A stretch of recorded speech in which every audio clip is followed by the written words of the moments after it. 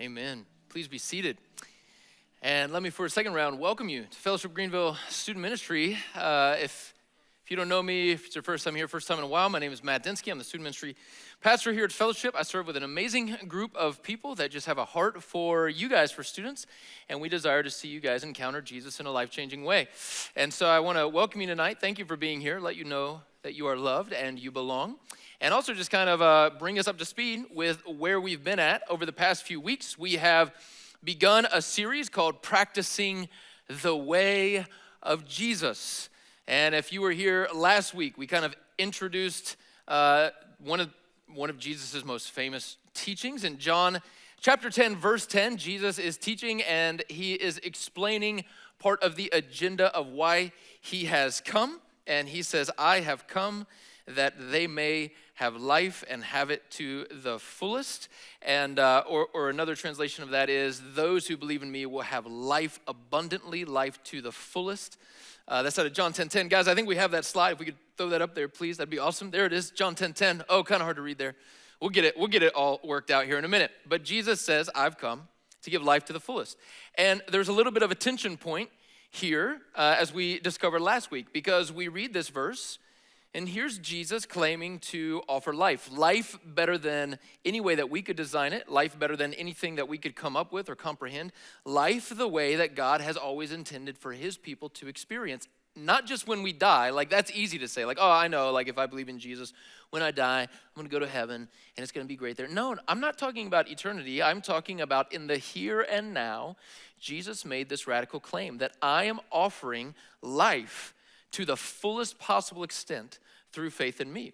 And if we think about this for a minute, that the creator of the cosmos, like the creator of every star and every planet, of every galaxy, the creator of our planet and our lives, that God himself, who took on human form and then lived that life to its fullest potential as a human, if we're believing that 2,000 years ago, God put on flesh and lived life to the fullest human extent, knowing all the possibilities of how to live life, and makes this claim that through faith in me, you can live life to the fullest as well, then we run into a little bit of a tension point. Because as we looked at last week, a lot of us are like, dude, I don't feel like I'm living the best life. I don't feel like I'm living life to the fullest. In fact, if anything, I'm worried, I'm anxious, I'm worked up. I'm constantly thinking about how others think of me. Do they like me? Do they talk about me when I'm not around? I'm bogged down by anxiety. I'm turning what ifs into what is. I feel lonely. I feel depressed. I feel sad. I don't feel joy. I don't know my purpose in life. I don't know my worth. I try to find my identity in all sorts of things. I've got a terrible track record for relationships. I can't seem to work my life out. I don't even know where I'm going after high school, bro. I don't feel like I am experiencing life to the fullest. For a lot of us in this room, we look at this verse and we're like, Jesus, I believe in you, and yet I don't feel like I'm experiencing the life you offer. So there is a rub. There's a tension point. But we discovered last week that we will never experience the life Jesus offers unless we embrace the lifestyle that Jesus modeled. Like if you look in the Gospels and you look at these invitations from Jesus to follow him, they were never just cerebral postures. In other words, it wasn't like, hey, believe in me, think that I'm real, believe that I exist, and you will experience the best life possible. As long as you believe it here, you're gonna have the best life. That is not the invitation of Jesus. And yet that's what we've kind of turned Christianity into. As long as I believe the right things and maybe go to church once a week, I'll have the best life. And guys, we discovered last week, the invitation from Jesus to us as his followers is not just to believe in him with our minds here, but to actually embrace belief in him through adopting his lifestyle. It's an entire posture of life. We will never experience the life Jesus offers until we embrace the lifestyle Jesus modeled, which means if your faith runs out at believing Jesus is real, but you never actually apply the life he modeled, you will be missing out on that life. And of course, you're gonna feel like, dude, I'm not experiencing the best. Something's wrong, something's missing, of course. If all your faith is belief here, but never application here and in your life, yes, you will feel a rub. We talked about all that last week. So let me break it down in a different way. We're going to keep coming at this from different angles because I think this is so significant. And our heart is that we would all experience the life Jesus offers in this life. Like, it's not just, wait till you die and go to heaven. It's this life. We can experience this amazing, abundant life that Jesus claims to offer. So we're going to keep coming at it from different angles. So I want to start with a story tonight. Some of you guys know this, but I'm gonna say this story and keep it pretty short and sweet. In 2000, bless you, Sister Lowry. Lord, we pray you would anoint her. In 2010 and 2011, in the summers of 2010 and 2011, who sneezed again? Oh. Man, Larry, let us know if you need anointing with oil. I'd be happy to. I think we got some Crisco in the back and lay it on. I got some cheese. Okay, cool. Got some cheese, the holy cheese. In the summers of 2010 and 2011, some friends of mine and I decided we wanted to embark on oh my gosh, bless you. Hey guys, I'm gonna pause my sermon. Let's just get them out of the way right now. If you have to sneeze, go ahead. Tell your body, go ahead. It's all right. On command, just convince yourself. Take a whiff of pepper if you need to. Go ahead and get it going. All right, we all good? I'm giving you a hard time, Levi. All right, here we go. Thank you. In the summer of 2010 and the summer of 2011, some friends of mine and I decided we wanted to embark on kind of a grand adventure. And it was just a random idea at first, and it manifested into something more. But we were all in different stages of life, and one of the guys was about to get engaged, and I was about to wrap up my master's degree and kind of move on from the school we were at, and a few other guys were about to take jobs. And so we were all like, guys, let's go on an adventure. And for whatever reason, we just landed on this idea of riding our bicycles across the country. And so that manifested into reality. So here's my team. There were 5 of us. And bless you. Man, sheesh. So wow, it's been a minute since we've even had the sheesh choir in this building. Wow, what is that, 2020? That's been a minute. So here's my team. There were 5 of us, and you may be looking for me and wondering, wait, are you in this picture? Somebody's got to take the picture, folks, okay? So your boy had the camera, and I'm like pedaling and like trying to get it at the same time, all right? So I took the picture, but this is my team, all right? So we had this crazy idea. Let's ride bicycles. Guys, I only have so many bless yous in my reservoir. I'm out, all right? If you sneeze, you don't get blessed for the rest of the night. We only...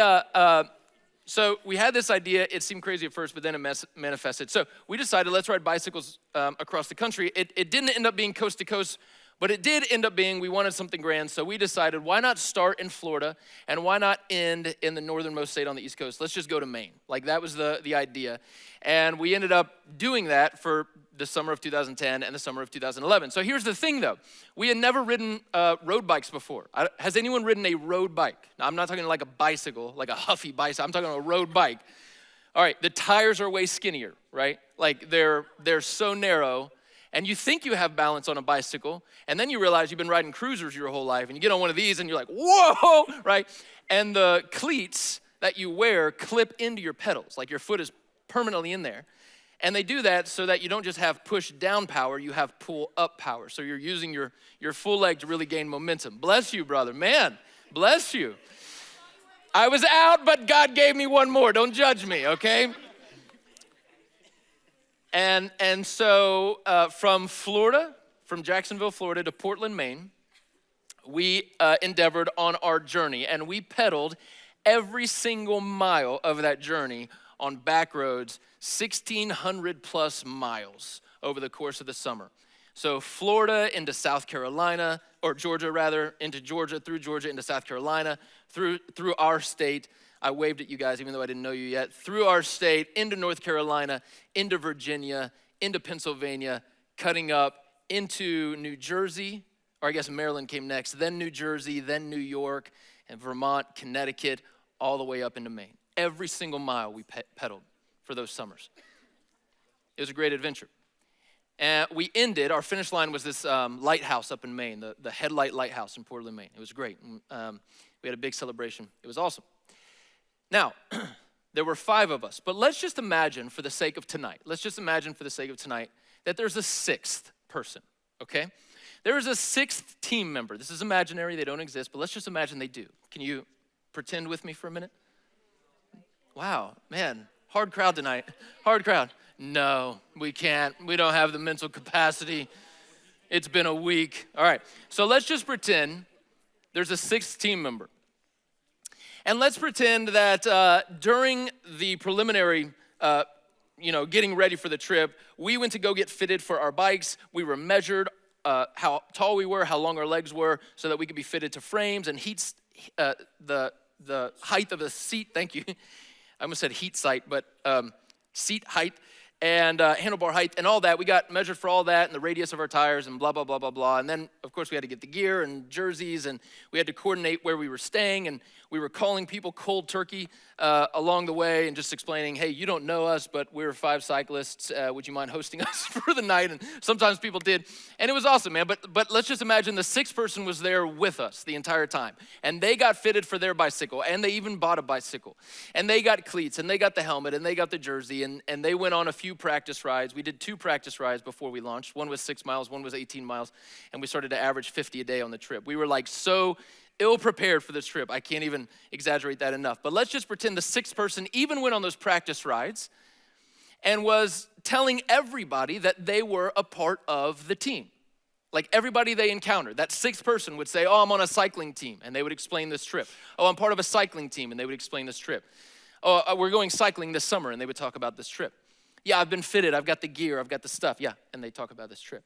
And let's just say that the first day of our trip, down in Jacksonville, Florida, we're all standing on Sarasota Beach. The sixth person is there. We say our little prayer before we set out. And let's say the trip begins and 5 of us begin pedaling, but that sixth person does not. This imaginary sixth person does not pedal. Instead, they just stay there. They've got the bike, they've got the gear, they've got the jersey, they've got the look. They know the right people, they have the right friends, they have the right connection. But for whatever reason, they never start pedaling. And yet they continue to tell people, no, I'm a cyclist. I'm part of a team. We're going up the coast. I'm a cyclist. Now, 2010, 2011, this was kind of before like Instagram was a big deal. Like this is back, like MySpace was dead, but it's not like that old. But Instagram wasn't really around that much yet. So we created like a little docu-series, and there's like an 8-part series you can watch on YouTube. I think it's still there today, although it's kind of hard to find because, believe it or not, no one really cared about our lives. But we created a little docu-series. So let's just imagine this sixth person is going around telling people, no, you can follow along with our journey in this little YouTube series. Like you can go and watch. And let's say this sixth person never actually pedaled their bike, but followed along with our journey through that YouTube series. And so they knew everywhere we went, they knew the people that we met, they knew the places that we stopped, and they were able to talk about it. They never pedaled their bike, but they kept telling people, no, I'm part of the cycling team. And let's just say that at the very end of the summer, when we were wrapping up this trip, and we got to Portland, Maine, and we crossed the finish line at this lighthouse. Let's say that sixth person was there. Let's just pretend. They had bought a plane ticket. They flew up to Maine. They were waiting on us there, dressed in their jersey and helmet and cleats and little spandex shorts and everything. And they have their bike there, and they're there at the finish line. And they're telling everyone, yeah, this is my team. I'm part of this cycling team. I've been following along with these guys. They've been telling everyone that the entire summer. Now, if I were to look at you and ask you, do you think that sixth person is actually a part of the team? What would you tell me? And why would you say that? Because they didn't do anything. Okay, but listen, they bought the gear. They bought the bike. They have the jersey. They have the helmet, the cleats, the spandex. I mean, what more could you? They showed up at the starting line. They were in Sarasota Beach. And they showed up at the finish line. They were in Portland. Okay, but I know, but they're telling everyone they're part of the team. But why? They followed along with the docu-series. I'm just saying, they've been telling everyone. So you're saying this person's not true. They're inaccurate. Oh, okay. All right. Let me ask you this question. Do you think they've been telling everyone I'm part of the team? Follow along. You can check us out on YouTube, like they've been first-personing it. I don't know if that's a verb, but that's what they've been doing. Do you think they've had the same experience, that sixth person, as the 5? No. How, Blake, stop. You think they really have sitting at home? They've had the same exact experience? Like logically, I don't even know how you'd get to that conclusion. No, they have not. They have been at home. They have not been on the road. Like you could look at them. The team could look at them and say, hey man, do you know what it's like to be in triple digit heat in the dead summer and run out of water and not be able to fill up for hours? And that person would say, well, no, I don't know what that's like. The team could look at them and say, hey, do you know what it's like when they lay a freshly paven road and it's so new that your tires stick to it because the asphalt is fresh black and kind of melty and creates such a drag on your bike? And the person would say, well, no, I don't know what that's like, but I'm part of the team. And you look at them and you'd be like, hey, do you know what it smells like when you get a whiff of fresh roadkill on the side of the road in the middle of the summer? Happens a lot. And the person would say, well, no, I don't know what that smells like, but I'm part of the team. And you look at them and you say, well, do you know what it smells like when, you know what fresh pine tar smells like when a logging truck passes you by at 60 miles an hour and the backdraft of it kind of traces you for a little bit? And they say, well, no, I don't know what that smells like. You look at them and you say, do you know what it's like when you pass by a yard without a fence and a dog runs out and chases your bikes for a while? Sixth guy would be like, no, I don't know what that's like. I'm telling you guys, it's very hard to kick a dog on a bike. It's a skill. It's an acquired skill. Yeah, you can unclip though mid-ride. All right? You look at the person and be like, man, do you know what it's like when a car almost hits you and gets angry that you're on the road, or when you fall and skin your knees and elbows, or when you have to change a flat? And the sixth person would say, no, I don't know what that's like, but man, I'm a cyclist. And you look at them and be like, but dude, you're not. You're not. Like, you're at the starting line and maybe you're at the finish line, but you followed along with our journey, but you missed out on the journey. You followed along, but you didn't actually follow. You guys know what I'm saying? And for many of us, if we go back to that John 10:10 principle, I feel like so many Christians that I've encountered over the years are that sixth teammate.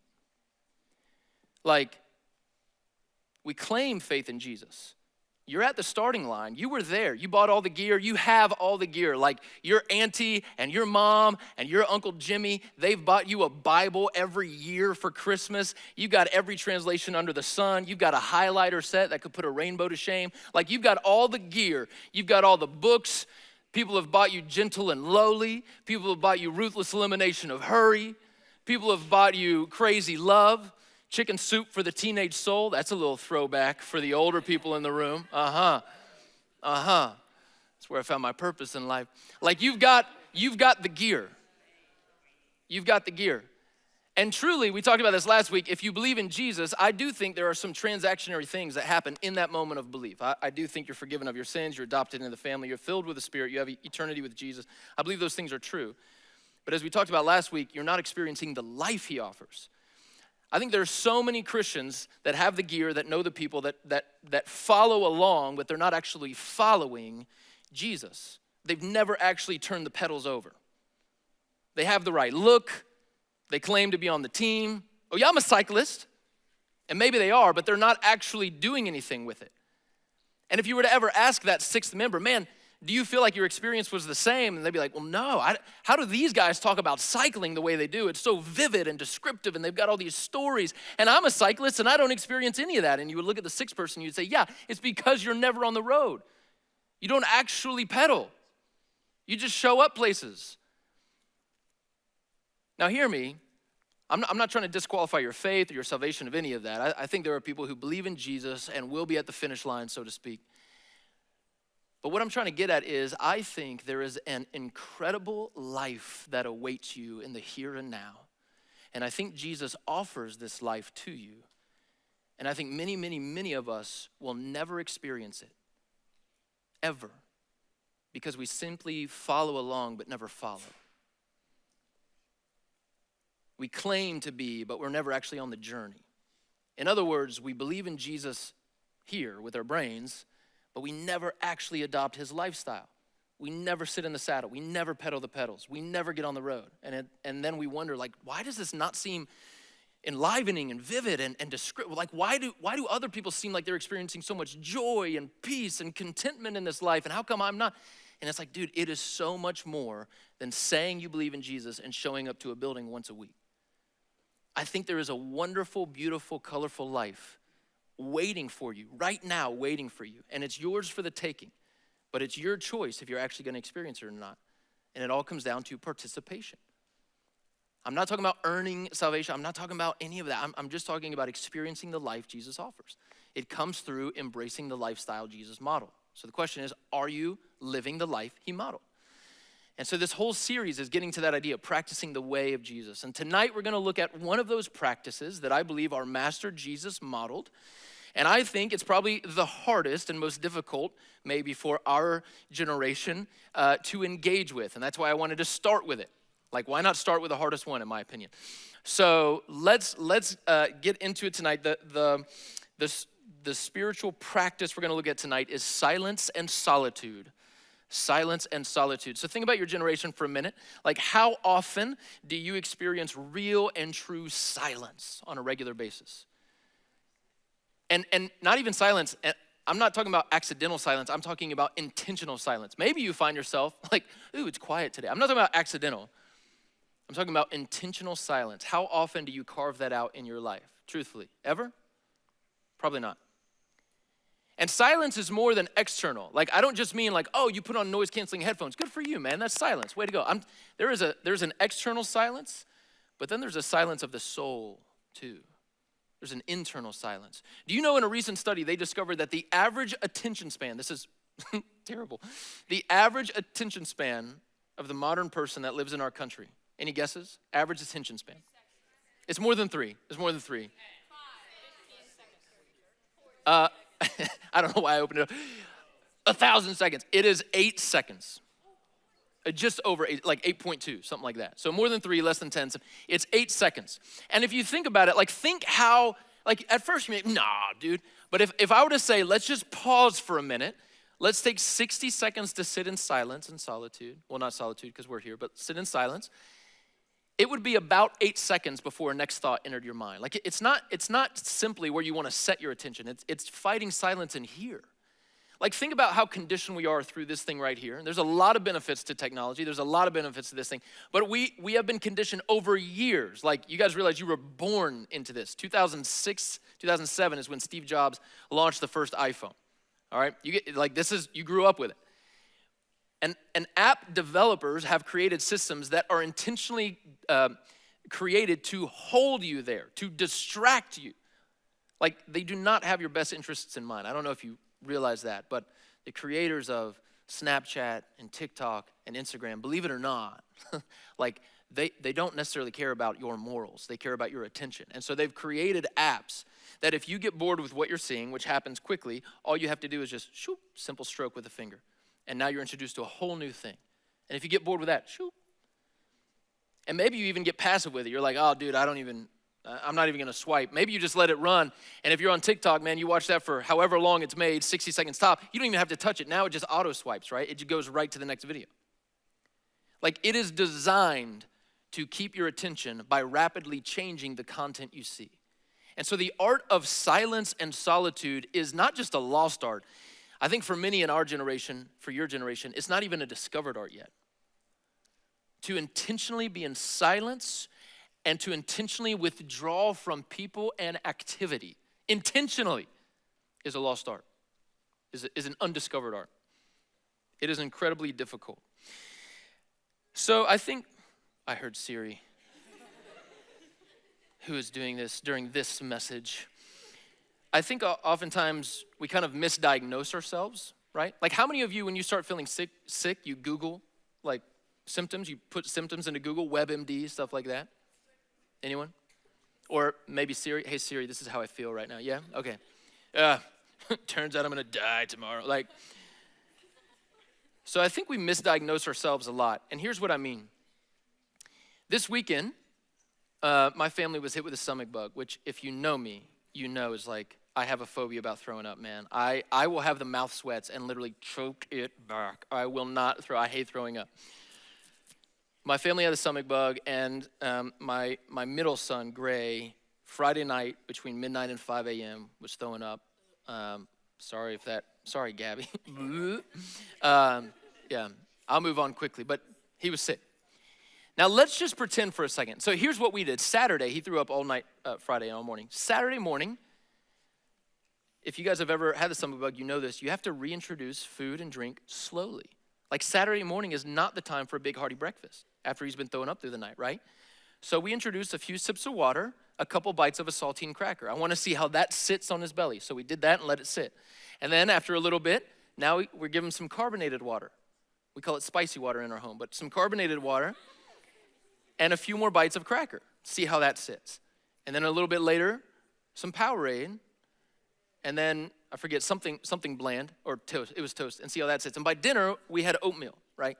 But we worked up to that. But let's just pretend for a second. Friday night happened, midnight to 5 a.m., and I call you guys up, because you guys are experts at taking care of kids, and I call you up and I'm like, hey, I don't know what to do. What should I give my son for breakfast Saturday morning? He's been throwing up all night. And what if you were to tell me, oh, dude, I got it. Some thick sausage gravy laying over some big old buttery biscuits, right?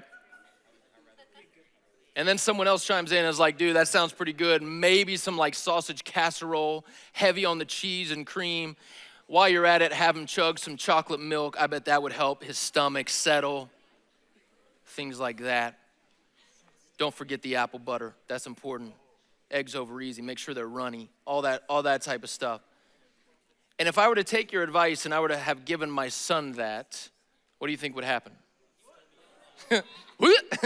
the extension of throwing up would have continued. But here's my point, is so often we are perceptive enough about ourselves to understand something is not working. Something is not working in my soul. I am lonely, I am sad, I am empty, I'm not fulfilled, I'm not content. I pretend to be, I put on a great facade, I've got a lot of bravado. When I'm around my bros, I act like I'm all tough. But the reality is I am fragile and insecure and brittle. I am hurting. I worry about what people think. I never truly feel happy. I fake it. I distract myself constantly. I'm short with people. I'm moody. I'm cranky. I have bad attitudes. I blame it on being hungry. But the reality is, even if I were full, I would still think this way about people. Something is not working in my soul. And we know that about ourselves, and we misdiagnose. We think to ourselves, well, what do I need? I tell you what I need. I should probably binge watch Netflix tonight. I bet that'll help me feel better. That'll fill the hole that I'm feeling. Or I tell you what I need. I'm feeling kind of lonely. I don't know, just kind of blah in life. I bet if I got on TikTok tonight before bed, that would like fill me up in the way that I'm needing. That would help my soul. I'm only going to spend 20 minutes. In reality, it'll be 1 or 2 a.m. before you get off. We all know. We've all been there. Don't lie. Man, my soul is aching. I'm just feeling so empty and depleted. Maybe I should just try another relationship without even really getting to know that person first. Just jump in, see how it works. Maybe that'll help this time. Hasn't ever helped, but let's try this time, right? Like if I were to look at you and say, my son's been throwing up all night, what should he eat? You would never prescribe to me, you should give him the heartiest, thickest breakfast you possibly can. And yet, when we realize that something in our soul is sick, we fill ourselves with so much junk and expect our soul to all of a sudden stop aching and feel better and feel full and healthy. You will never, ever experience the life Jesus offers of peace and contentment and joy.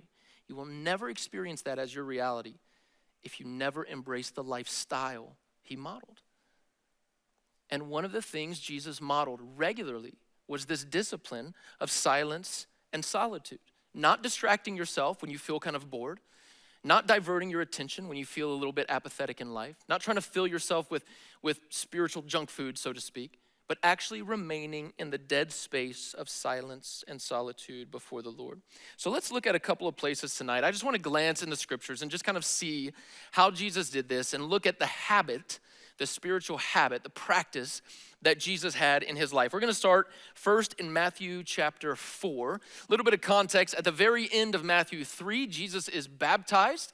And if you know that story, when Jesus is baptized, a voice from heaven begins to erupt. A voice speaks out of the heavenly spaces. It's the Father, it's God the Father, and he says, "Behold, this is my Son, in whom I'm well pleased." And then out of heaven, this dove descends right down on Jesus, symbolically showing that the Spirit of God, the Holy Spirit, has anointed and landed on this person. John the Baptist, his cousin, has already declared him to be the Lamb of God who takes away the sins of the world. This is an incredible moment. The Trinity is present all at once. Very rare moment. Father, Son, and Spirit all in one. That's the tail end of 3. Now, Jesus is about to begin his public ministry. And a little bit of culture facts for you. In that culture, if you were going to be a rabbi or if you were going to be a teacher, you typically became a public teacher at the age of 30. And Jesus is submitting to the customs and cultures of his day. He's 30. He's about to begin his public ministry. In other words, he's about to start traveling and teaching the word of God and doing miracles, the legs of the gospel, or the word of God and the works of God. And he's about to start that as a 30-year-old. And as a rabbi, he's about to call younger people. The disciples were teenagers. They were not middle-aged men. They were teenagers, 14, 15, 16-year-old. Jesus is about to call them to follow him and adopt his lifestyle and then replicate that lifestyle. It's the birth of our faith. And so he's about to start that at the age of 30. And coming out of his baptism, you would think it would be one to the other. Like Jesus is baptized, the voice of God says, "This is my Son." The Spirit of God comes down. Everyone's seeing it. There's witnesses galore. Jesus has like this, it's the peak of kind of like his status in that moment. Like, whoa, the Son of God, anointed with the Spirit, is among us. And you would think Jesus would go right from there into public ministry. And what does Jesus do? He withdraws into silence and solitude. Matthew chapter 4, starting in verse 1. After his baptism, then Jesus was led by the Spirit into the wilderness to be tempted by the devil. And after fasting 40 days and 40 nights, he was hungry, as we all would be. And the tempter came and said to him, if you are the Son of God, command these stones to become loaves of bread. But Jesus answered him, "It is written, man shall not live by bread alone, but by every word that comes from the mouth of God." We're going to pause there. This is not a sermon about the temptations of Jesus. All I want to point out tonight is the model of Jesus. Like Jesus retreated and withdrew into the wilderness. Now this word, wilderness, it can be translated a number of different ways. And sometimes it's called the desolate place. Sometimes it's called wilderness like we have here. Sometimes it's called the deserted place. Oftentimes it's known as the lonely place. And when we imagine Jesus going there and fasting, intentionally restraining himself from eating for 40 days, I want you to think about that for a minute. He goes to a lonely place and begins to fast. We imagine it kind of like the desert, like Sahara Desert. But this area had a lot of like cliffs, and those cliffs were filled with caves and caverns and a system of tunnels linking them. And so Jesus could retreat and withdraw during the heat of the day. He wasn't like getting baked all day, every day. But the point is, it was a lonely place. Jesus was by himself in caves and cliffs and caverns and wilderness and deserted place. And at the end of those 40 days, Satan comes up to him and tempts him to eat. Misuse your power, turn these stones into bread, feed yourself. And Jesus responds with, "Man shall not live on bread alone, but by every word out of the mouth of God." In other words, Jesus knew there's a different kind of food that's feeding me right now. Like, think about this for a minute. If we had a hypothetical case study, a hypothetical scenario, like let's just say someone has been trying to become an influencer on social media for a long time. They've been posting TikToks every day.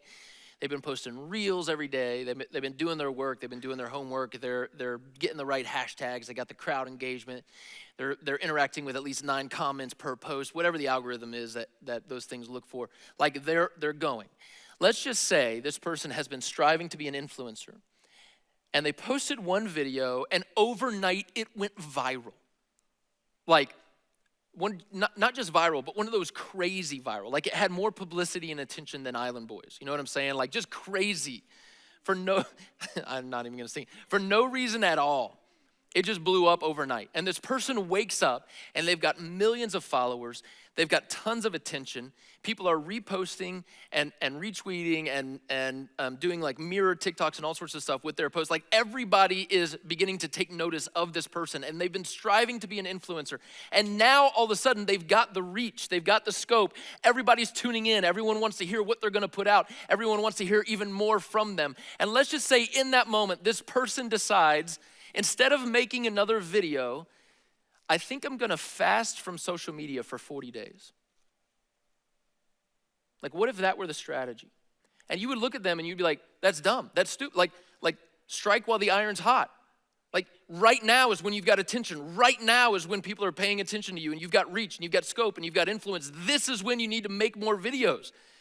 And the person says, nah, I think I'm gonna fast for 40 days from social media. You would look at them like, that's so dumb. You're gonna lose it all. You're gonna lose all your momentum. And yet here's Jesus. The voice of God from heaven says, this is my son. Pay attention to him. I'm pleased in him. This is him. And the Spirit of God, everyone with me now? Thank you. The Spirit of God descends on Jesus like a dove. He is marked as distinctly different. This is God in the flesh. Like, think about, you're in the crowd. This is God in the flesh. And you would think in that moment, you would expect, Jesus is about to blow up the scene. And instead, he retreats. For the next 40 days, no one sees him. We think so differently than Jesus. Our strategy is so different than Jesus. Because Jesus knew, I used to look at this passage as kind of like Jesus is preparing for his public ministry, which he was. And at the end of the 40 days, when he's at his most vulnerable, Satan comes up and tempts him, and he does, and I think that's true. And it's kind of like, man, that's just like Satan, isn't it? Waiting until we're at our weakest point. What a dog. But recently I was introduced to a different perspective, which is this. What if Jesus, although at his weakest physically, what if Jesus was at his strongest spiritually? Like, what if it was the 40 days of loneliness, of silence and solitude that actually prepared him to resist the temptations of the devil himself? Like, what if Jesus wasn't at his most frail and weak moment? What if he's actually retreating in silence and solitude to grow in strength spiritually? Like, what if we began to see it that way? Another passage, Mark chapter 1, verse 35. Jesus has been teaching, he's been doing miracles, he's been traveling around. Verse 35, and very early in the morning, while it was still dark, Jesus departed into a desolate place, to a departed place, into the wilderness, into a lonely place. And he prayed. Simon and those who were searching for him, they found him and they said to him, everyone's looking for you. Like, imagine that. Jesus is being sought out after. People are sick. People need miracles. People need help. They want to hear the teachings of Jesus.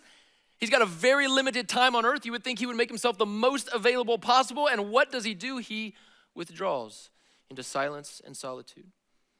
It's almost like Jesus, experiencing the full effect of humanity, is modeling to us, if you want to live your human life to the fullest extent imaginable, you must understand that the more you put out, the more culture demands of you, the more pressure is put on you, you have to begin to create rhythms of withdrawing into the presence of God with nothing but silence. Like, the axes of Jesus are amazing. The more in demand he was, the more he began to retreat.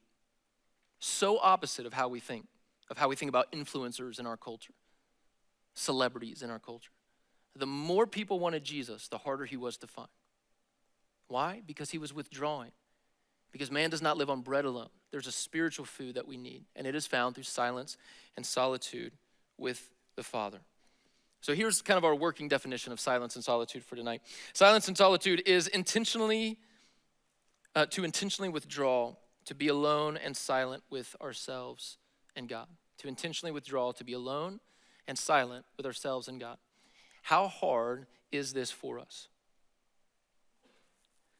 We don't like to do this. Have you ever tried to be alone, like truly alone, intentionally alone? Introverts in the room are like, yeah, dude, every day. Like, I don't see what the problem is. But I mean, like, don't bring your phone. Don't bring your Spotify or Apple Music or whatever you listen to. Don't bring your earphones. Don't bring your games.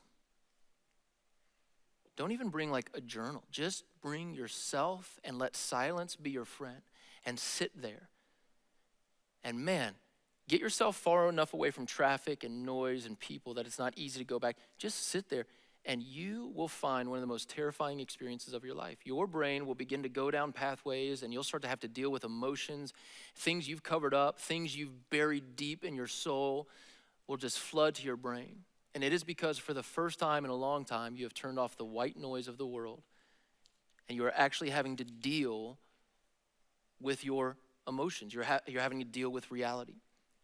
And you might say, why would I ever do that? That seems terrifying. It is only through doing that you will actually begin to heal from those things.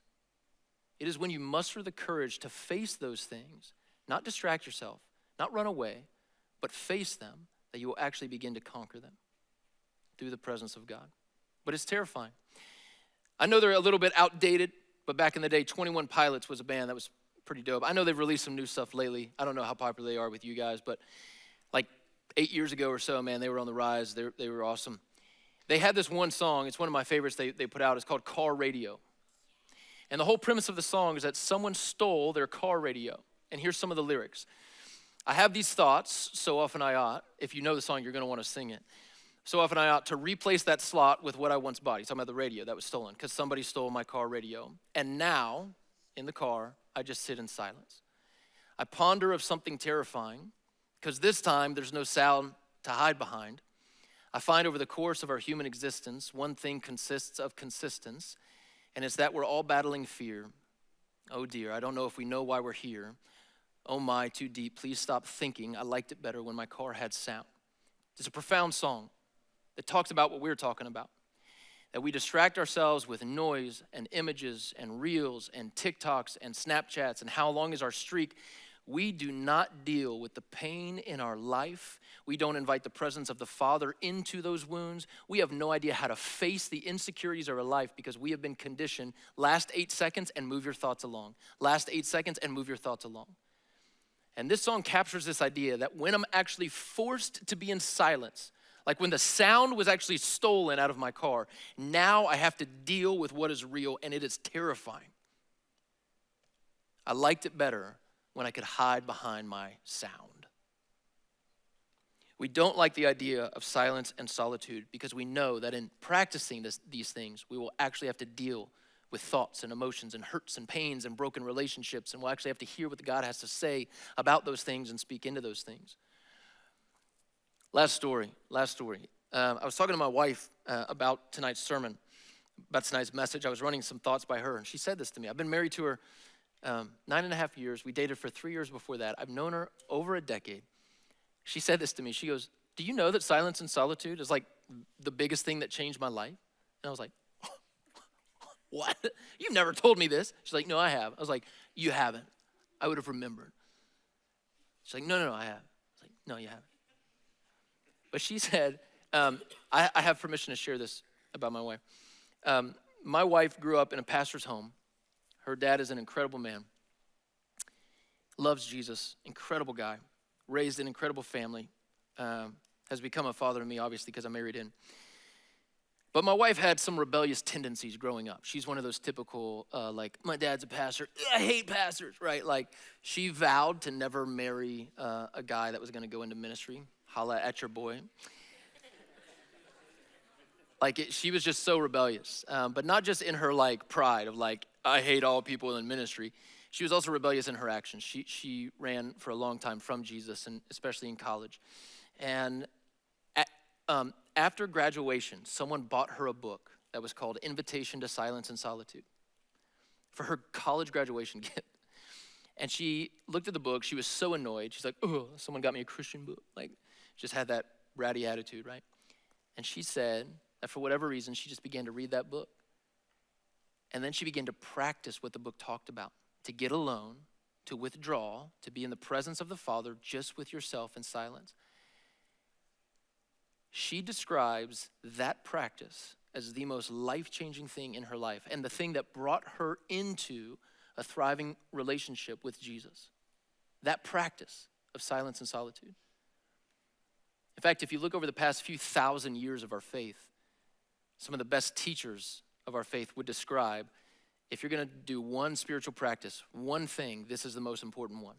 And you can disagree with that. You can be like, oh, Bible reading is more important. That's fine, disagree. I'm just telling you, over the past 2,000 years, the spiritual teachers of our faith have described silence and solitude as the most life-changing and important one. And yet, it's probably the most elusive. We don't like to do it. It's scary. And so you may be wondering, well, where do I start, bro? Where do I start? I've got 3 great ideas for you tonight. 3 takeaways of how to apply silence and solitude. The first would be just start where you're at. Like for some of you in the room, you know yourselves. Some of you guys create lofty, ambitious goals and you never meet them. I tell you what I'm gonna do. I'm gonna go on a prayer retreat every weekend in February. Okay, if you know you're not gonna do that, don't set that as a goal, all right? Think about your New Year's resolutions. Are you still doing those? Like, are you disciplined enough to do those? If not, go small, all right? So here's what I mean. Start where you're at. What this could look like to begin with is literally when you wake up in the morning, let your first thought be to the Father. Like lay in bed for 1 minute. I know you're like, I'm gonna fall back asleep. I get it. Maybe just get on your knees or something. But posture yourself and just like focus your mind on the Father. You're gonna be like, well, dude, how do I even do that? Just start where you're at. 30 seconds, just start small. Start where you're at. Or maybe you just, I don't know, 10 minutes this week. You're like, all right, I'm gonna carve 10 minutes out of my Wednesday morning or my Saturday morning or whatever. And I'm just gonna try to do this thing. I don't even know what it looks like, but I'm gonna try to do it. Just start where you're at, start small, be realistic with your goals. Second thing I would advise you guys is this: leave the phone. Don't bring your phone. But Matt, I need to time myself. No, you don't. But Matt, I wanna let others know that I'm doing this great spiritual practice so it inspires them to do it. Just me and the Father. Instagram, no. It's not just you and the Father. It's you and the Father and the entire world. Leave the phone behind. Detach, detox from this device. There's a ton of pros to it. There are unbelievable cons. It is toxic to the ways of our soul in so many ways. Leave it behind. Leave it in your room and go to the backyard. Leave it in your room and drive across town. Find a park. Oh, how would I get there without GPS? Go old school, okay? There are ways. MapQuest, print out directions, all right? In 0.5 miles, take a right, all right? Leave the phone behind. Do not bring this along with you in your silence and solitude. But Matt, I need background music. No, you don't. That defeats silence, okay? Just leave it behind. Third thing I would say is this: persist through the awkwardness. I do want to recognize it will be awkward. If you're like, I've never done this, I have no idea what this is about, I don't even know how to do this, you will literally, for your first few times, you'll sit there and you'll be like, what is supposed to happen? Like, Angel, come talk to me? I don't know. What is supposed to happen? Your mind will be racing. You'll be like, oh man, this weekend I have this responsibility. Oh, next weekend I got to do that. Man, when school starts back, oh, squirrel. And like, you'll be going a mile a minute. You will have no idea how to settle your brain because guess what? You've never actually practiced settling your brain. You've only distracted your brain. Persist through the awkwardness. Trust the process.